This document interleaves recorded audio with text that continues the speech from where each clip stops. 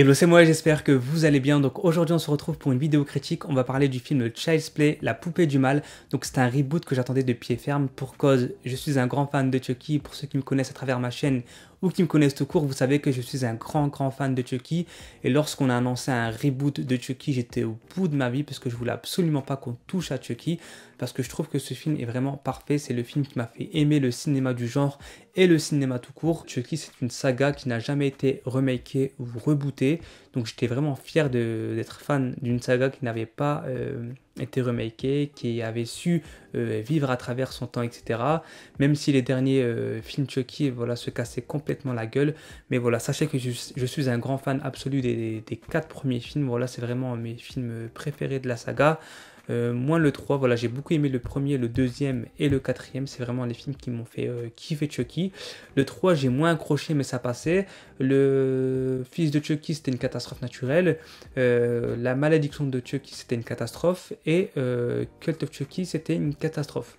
Donc voilà, je ferai une vidéo peut-être pour vous parler justement des films de Chucky, pour vous faire un petit peu un classement et vous dire pourquoi j'ai aimé et pourquoi je n'ai pas aimé ces films. Et voilà, là je m'égare un petit peu. On va se reconcentrer sur Child's Play, La Poupée du Mal. Donc j'ai apprécié ce reboot. Donc pourquoi j'ai apprécié ce reboot? Tout simplement parce qu'il propose quelque chose de nouveau, quelque chose d'actuel, quelque chose de novateur. On reprend les mêmes personnages, donc Andy, Mike et Karen, mais on nous propose quelque chose de différent. C'est-à-dire que les personnages sont différents, l'histoire est différente, Chucky est différent et le contexte est différent. Et ça, c'est vraiment le top.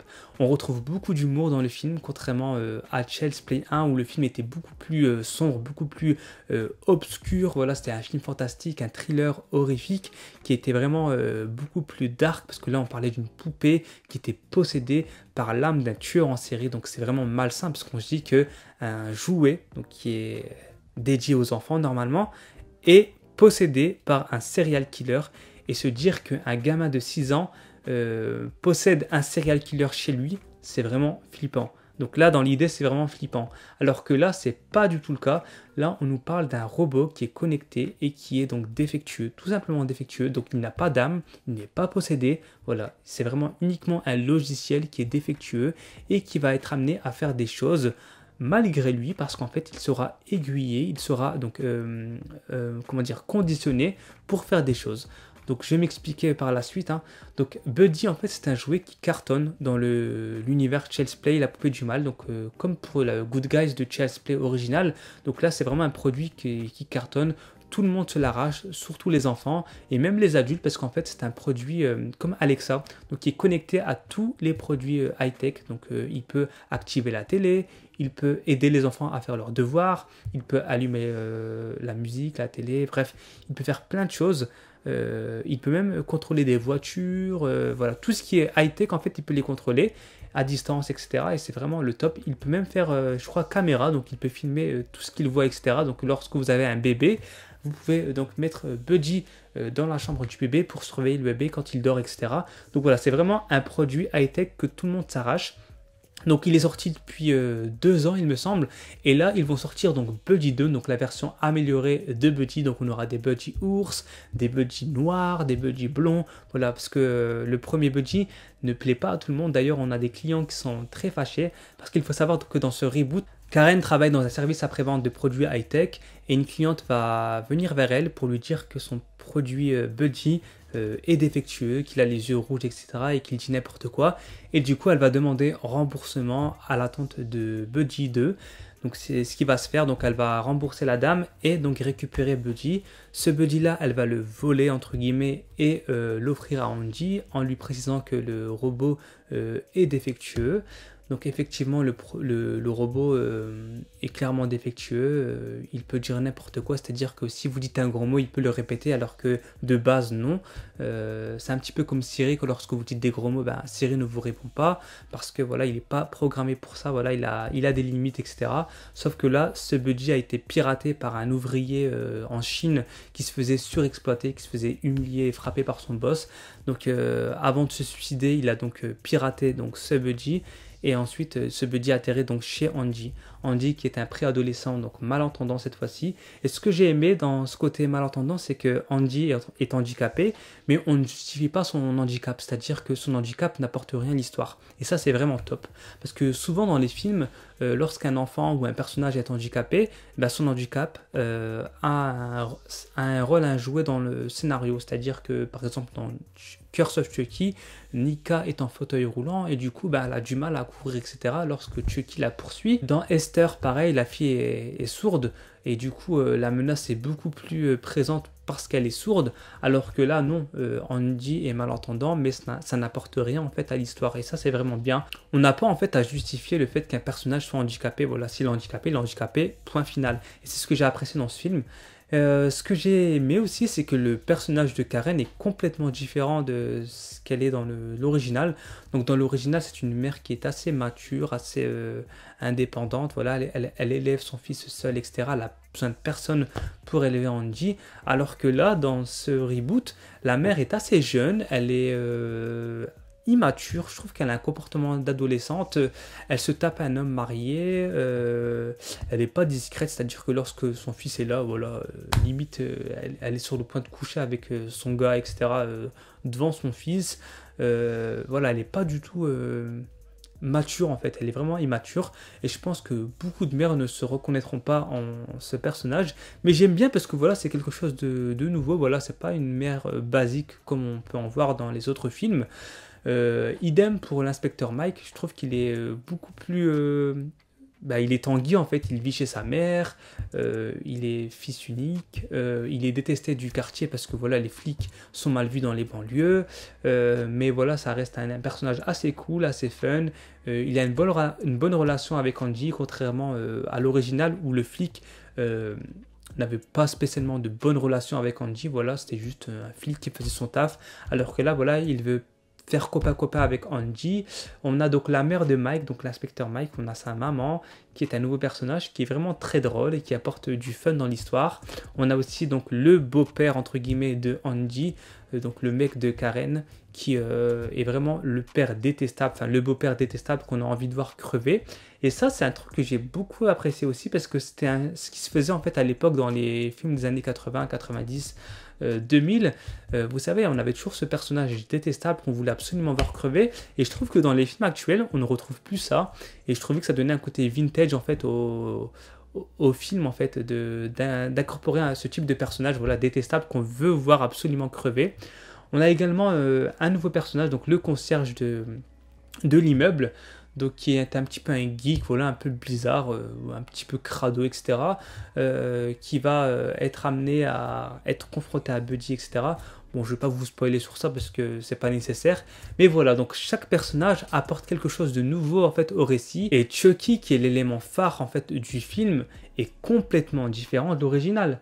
Là, on n'a plus affaire, comme je vous le disais, à une poupée qui est possédée par un lame d'un tueur en série, on a affaire à un robot qui est défectueux tout simplement, et qui va donc être influencé par ce qui l'entoure. C'est-à-dire que il va enregistrer tout ce qui se passe autour de lui. Donc lorsque Andy sera triste, Buddy va l'enregistrer. Lorsque Andy sera en colère, Buddy va l'enregistrer. Lorsque Andy va regarder un film d'horreur, Buddy va l'enregistrer. Lorsque Andy et ses copains vont rigoler lorsqu'ils vont visionner un film d'horreur, Buddy va trouver ça, donc du coup, normal. Parce qu'il va se dire, en fait, lorsqu'on voit des têtes découpées, etc., et ben ça fait rire les autres. Et en fait, le but de Buddy, c'est d'être le meilleur ami de Andy. Donc pendant tout le film, Buddy va essayer d'être irréprochable auprès de Andy. Il va être protecteur auprès d'Andy. Lorsque Andy, exemple, il y a une séquence où Andy joue avec Buddy, et Andy va se faire griffer par son chat. Donc Buddy va voir une attaque. Et du coup, va voir le chat comme une menace vis-à-vis de Andy. Donc, il va vouloir donc assassiner le chat d'Andy pour protéger Andy. Vous voyez où ça mène en fait. En fait, le robot est tellement surprotecteur vis-à-vis de Andy qu'il va en devenir dangereux malgré lui. Comme je vous le disais, lorsque Andy va regarder un film d'horreur avec ses amis, ça va le faire rire parce qu'il va regarder, il me semble, Massacre à la tronçonneuse 2. Donc c'est un film qui a mal vieilli, donc du coup c'est assez drôle maintenant lorsqu'on regarde ce genre de film.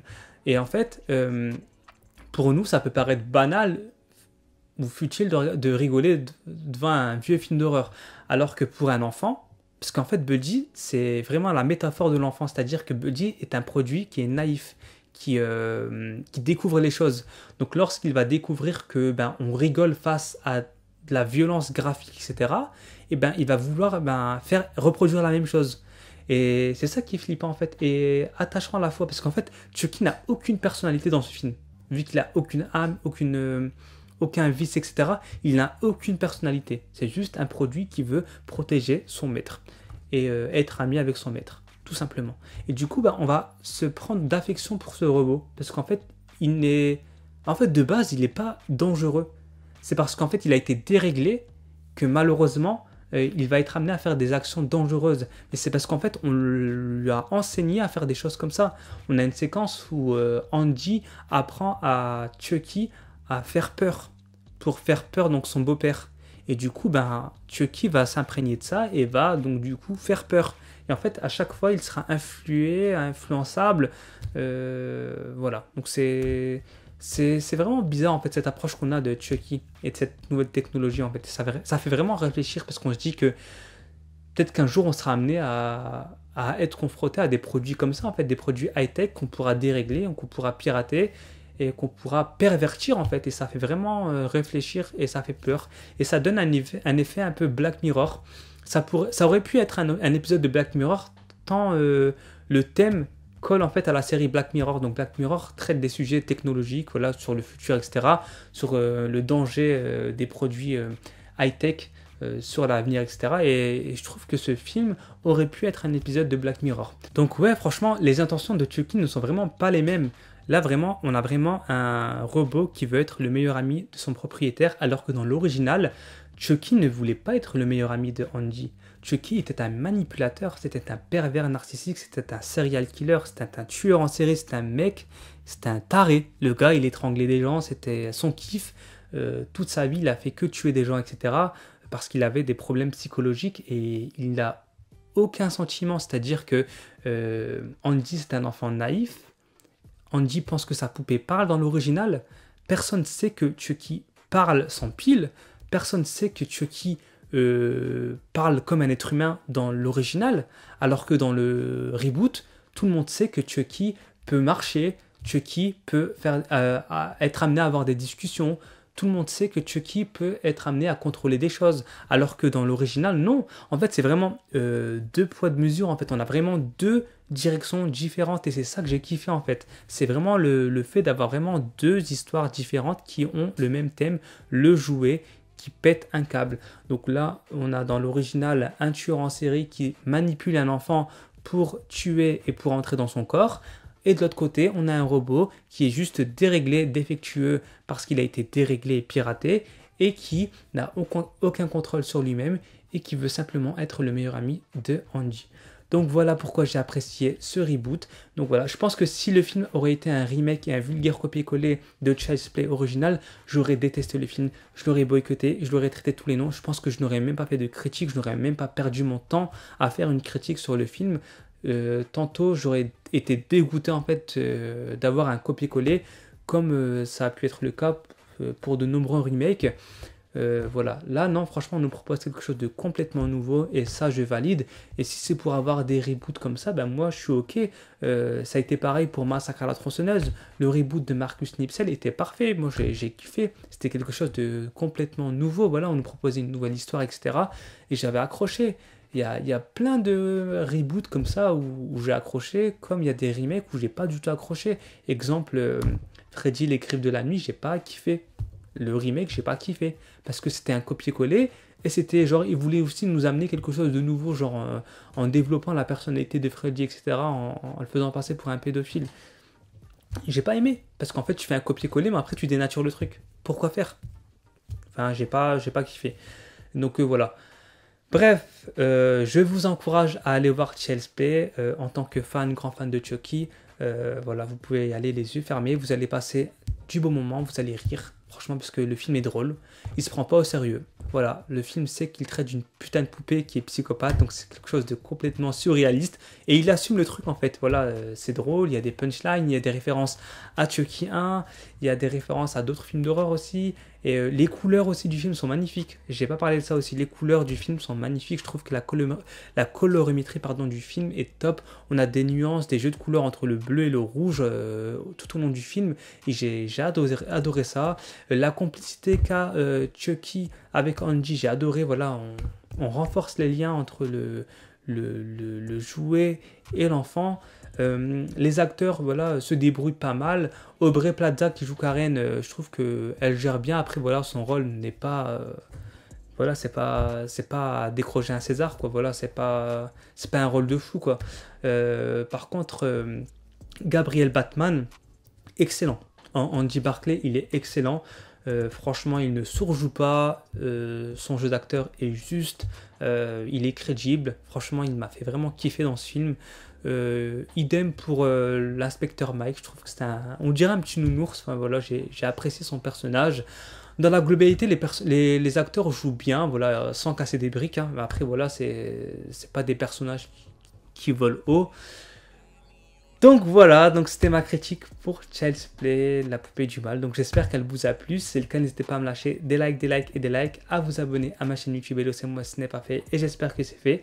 Et on se retrouve très vite pour une prochaine vidéo. Salut!